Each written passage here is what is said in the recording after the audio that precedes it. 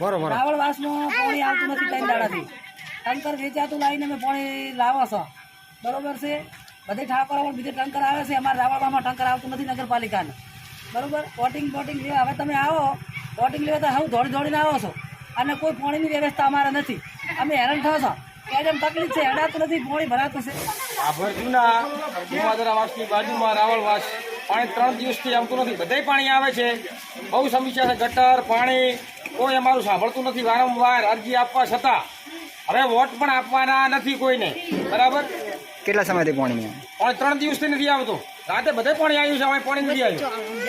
ઠાકોર કારણ કે વોટ લેવા હોય ત્યારે આવે છે, બાકી આવતા નથી કોઈ.